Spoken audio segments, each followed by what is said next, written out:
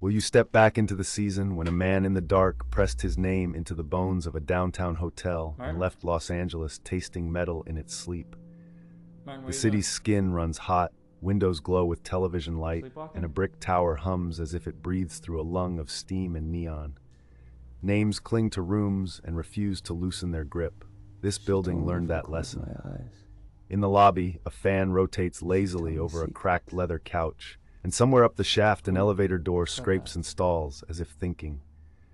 Two damp footprints curve past a soda machine toward a stairwell, fading as if the floor swallows them. Pink water swirls in a sink, circling the drain with a patience that feels almost deliberate. Summer sharpens to a blade in the mid-1980s. Sirens braid with the heat that rises from asphalt. The air smells of gasoline, supermarket oranges, and laundry steam. The morning news announces another crime scene before the coffee finishes dripping. A face without a name stalks headlines in living rooms. People pin extra locks to their doors. Window blinds clatter shut at dusk. He is nowhere, then he is everywhere. A rumor stirs he sleeps cheap, somewhere near the bus terminal, in a high-rise where no one asks questions, and the hallways forget faces by morning. The old building takes cash from men who travel light. Its neon script glows over Main Street as buses wheeze, as pigeons settle along the cornice. In the lobby, a rotary phone rings and stops, while a night manager scribbles names in a ledger with a pen that leaves a thin blue scar. Taxis idle. A boy hustles cigarettes out front. The bell of the elevator vibrates through everyone's knees. On the 5th floor, carpet with a fern pattern rolls past door after door, a corridor where shoes whisper and whispered voices flatten against doors. People talk in corners. They trade directions in low voices to rooms with windows that stick, to showers that cough brown before the water clears. Between one radio broadcast and the next, the rumor sprouts details. Black hair, bad teeth, a cap pulled low, a man who returns at odd hours, head down, smelling faintly of copper and bleach. The city leans in and listens, and the hotel's brick face seems to listen too. From a front desk thick with nicotine haze comes the earliest recollection, told in corners and nowhere official. A clerk remembers a tall figure sliding in close to closing, paying for an upper floor room with small bills, knuckles scraped, eyes fixed on the change like it might bite him. Across the hall, a maid recounts a bundle of filthy clothing stuffed deep in a trash can, the plastic stretched pale and slick, the odor not quite garbage, not quite rust, but something that sits on the tongue. Her cart rattles. Her hand hesitates over the lid. From the laundry room, steam turns the air wet while metal machines thump. A pair of black jeans spin under suds that blush faintly as if embarrassed to disclose their secret. Another memory flickers. One of the residents half asleep near a window saw him return barefoot, trousers dark and wet up to the shin, a baseball cap shadowing his face in the elevator's jaundiced light. He kept to the corner of the car like a dog turned to the wall. On the roof, a door slammed, then wind moved across tar and gravel.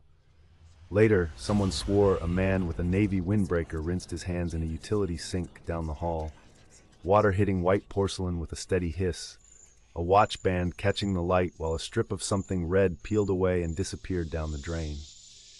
In the courtyard, a dumpster lid clanged, and the sound echoed along concrete like a dropped coin rolling and rolling. Martin?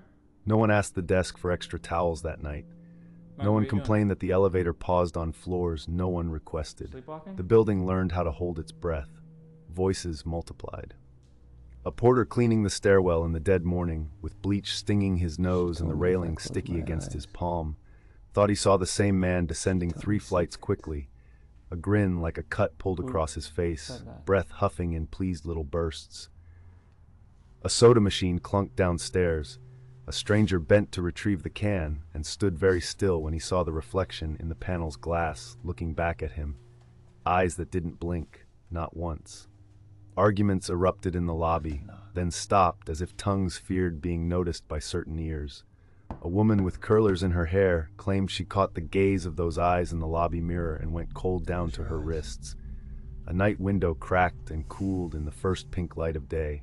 The city woke to another siren. Another block taped off. Taxi radios chirped with the same rumor. I don't hear In the elevator, someone had scratched an outline of a pentagram below the buttons and a fingertip had pressed on the star until the metal creased. When they caught him at last in August 1985, the release of breath from Los Angeles skimmed roofs and courtyards, traveled down laundry lines, fluttered newspapers on stoops. He appeared on televisions everywhere, a young face bracketed by wild hair, the camera fixing on a stare that refused to look away. Crowds surged around police cars in a strange mixture of relief and hysteria. The name acquired a body, handcuffs, and a chain of charges that seemed to stretch behind him like a road of broken glass. Down on Main, the old hotel continued to rent rooms by the week, and those rooms developed a memory of their own. The desk clerk bit a nail and told a friend he'd seen that boy before, or someone who wore his skin for a night. The building's lobby gathered dust in its corners. Velour chairs sagged under the weight of their years. An electric sign buzzed with one letter half lit. In the hum of the boiler, legend settled easily. A carpenter patching drywall swore his drill jammed when it hit a section that felt dense as bone. A trick of old wood, but the story grew teeth. People wanted a location for their nightmares, a postal code where evil paid cash and left quietly before dawn. Cabbies pointed with their chins when asked by night tourists. Retired officers shook their heads and remembered the period when calls felt endless. The hotel stood and listened while event after event was tied to it by strangers with good reasons and bad ones, by those who needed to touch the site to believe the city had survived. Folklore thickened. Street kids swapped dares about riding the elevator alone after midnight to a floor with an unlucky number. A maintenance man, steady and skeptical, began to wipe little stars from the metal panel whenever they appeared. The color of the lobby lamps changed as new bulbs went in. The shadows never seemed to shift. You could stand on the sidewalk and feel a draft leaking from under the front door, as if the structure exhaled.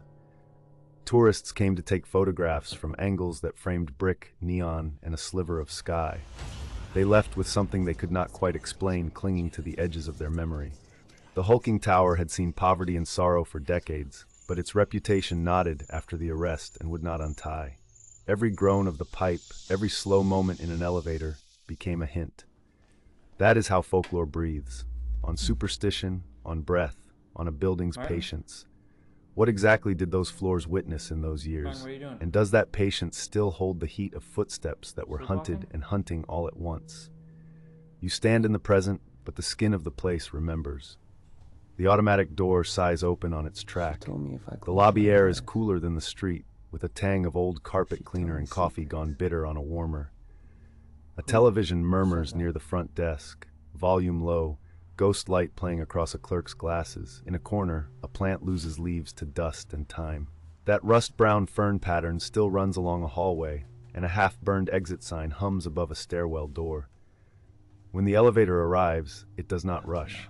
It glides, complains mildly, and reveals a mirrored box where lights wink in an acrylic ceiling. The scent inside is talc, warm metal, something else almost sweet. You ride alone and watch the numbers glow. Between two floors, the car hums and eases, and in that gap between motions, the building's long memory speaks as plainly as a whisper in a bedroom. On the upper corridor, vents exhale air that smells of cleaning agents and the dense, closed odor of old plaster.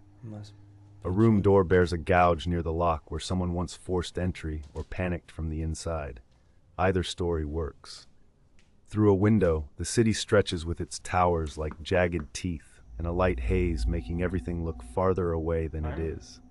The roof door is bolted now, and the tar beyond it is hot even at night. Rust freckles the ladder to a water tank. A gull lands, calls once, and lifts off into the glare. Downstairs, a soda machine rattles and dispenses a can that no one claims. The corridor waits.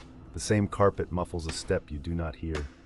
You leave with a feeling that clings somewhere below the ribs, a sense of having brushed an old bruise.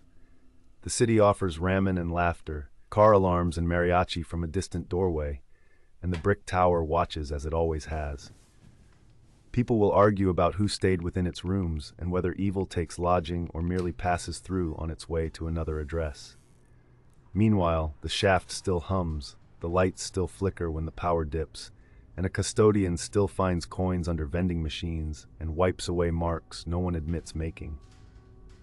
Walk out under the neon, and into the heat with your eyes open. And do not ignore the moment when a lift hesitates in the throat of the building, because sometimes a pause is a hand on the back of your neck telling you not to turn around.